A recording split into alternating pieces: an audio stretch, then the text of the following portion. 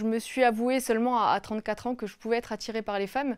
Et c'est le jour où j'ai décidé d'assumer cette attirance et d'assumer ce changement de vie que j'ai un poids qui est tombé de mes épaules et qu'aujourd'hui, je peux dire que je suis pleinement heureuse et pleinement qui je suis.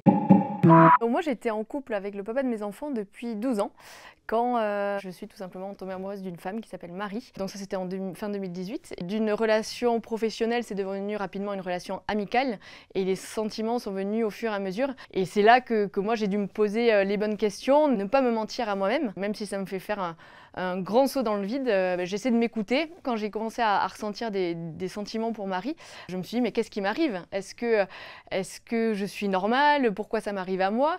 Un petit sentiment malgré tout de honte, hein, parce que moi pendant des années et des années, mais voilà, j'ai construit une famille, j'ai construit un foyer et tout à coup toutes les cartes étaient rabattues et c'était quelque chose à ce moment-là qui me submergeait complètement. Un vrai tsunami émotionnel et sentimental, mais à la fois c'était tellement fort que c'était pas possible de me mettre un bandeau sur les yeux et de mettre de côté tout ça. Donc voilà, ça a été beaucoup de réflexions. Dans ma tête, ça a dû prendre, oui, 6 à 8 mois. Jusqu'au jour où je me suis dit, ben, il faut déjà que je lui en parle à elle, que j'en parle à Marie et voir ce qu'elle en pense parce que c'était un sujet dont on parlait pas. Je savais pas du tout comment elle allait réagir. Je me suis dit, bon, au pire, je me prendrai un râteau, mais ce sera un gentil râteau. Le déclic qui a fait que j'ai eu le courage de lui en parler, c'est de me dire, bon voilà, si c'est réciproque et si on entame une relation, est-ce que ça fait de moi une mauvaise maman? Et la réflexion, ça a été que non, parce que mes enfants, je les ai aimés depuis le premier jour. Je les aime toujours et je les aimerai toujours. Et il se trouve que voilà, le jour où je lui en ai parlé, Marie m'a dit que c'était des sentiments réciproques. La relation a débuté ce jour-là et très très rapidement, comme j'avais pas le désir de mentir ou d'avoir une double vie, j'en ai parlé au papa de mes enfants. Donc forcément, ça a été un moment compliqué, où il a fallu trouver les mots. Je pense que dans la société qui évolue, et bien heureusement, il y a un petit peu une idée qu'on doit se mettre dans le moule. Et moi, depuis que je suis petite, je fais tout pour ne pas faire de vagues. Bon là, ça a été une sacrée vague que j'ai faite. Petite fille, je me disais, j'essaie d'avoir un parcours un peu exemplaire pour bien travailler à l'école, j'essaie de donner mon maximum au sport, etc.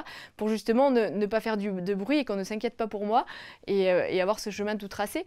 Donc je pense que c'est intimement lié à ça. Les enfants, je leur en ai parlé une fois que... Déjà, la première grosse partie, c'était de leur parler de la séparation.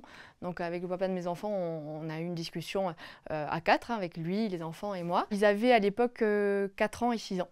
Donc ils étaient tout jeunes. Donc ça a été aussi un moment compliqué, mais il faut trouver les bons mots. Pour les enfants petits, il faut trouver des mots qu'ils comprennent et ne pas les perdre dans beaucoup trop d'informations. Et c'est quelques semaines après leur avoir dit qu'on se séparait que j'ai commencé à leur parler de Marie. Et à ce moment-là, le plus jeune de mes fils a eu cette réflexion, mais je crois que je me rappellerai toute ma vie, qui était en dehors de tout jugement, mais il a fait cette réflexion très juste, de me dire ça c'est pas comme tout le monde. Et aujourd'hui on est en garde alternée et une semaine sur deux, voilà, on est à 4 à la maison et on vit ensemble. Mais j'ai envie de nous qualifier comme une famille extraordinaire, parce qu'on n'est pas ordinaire, mais voilà, à la fois il y a beaucoup de bonne humeur, beaucoup de sourires, beaucoup de câlins à la maison et c'est ça à mon sens le plus important. J'ai fait mon coming out en juillet 2021 via un post Instagram que j'ai pris beaucoup de temps à écrire cette petite publication pour trouver les bons mots et exprimer ce que j'avais envie d'exprimer à ce moment-là. Il y avait un Koh-Lanta qui arrivait, la diffusion arrivait,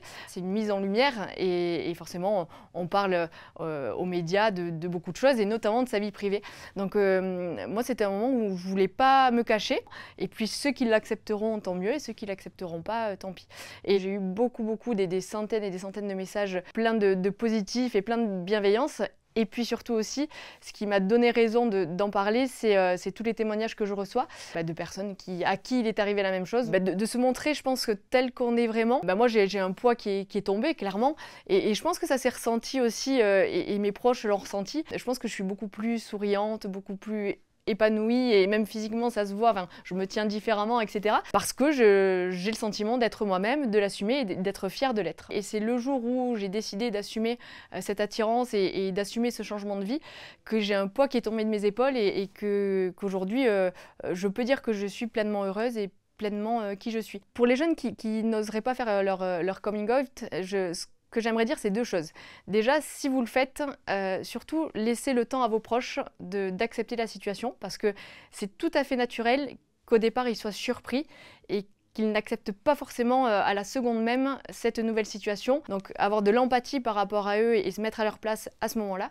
Et la deuxième chose, c'est qu'il ne faut pas avoir peur de faire son coming out, parce que je suis persuadée, et j'en suis l'exemple même, que si les gens vous aiment dans votre entourage, ils vous aimeront si vous êtes hétéro, si vous êtes homo, si vous êtes gay, lesbienne, trans. C'est pas ça qui va changer leur amour pour vous. C'est-à-dire que les personnes qui restent sont celles qui vous aiment et qui vous aiment vraiment.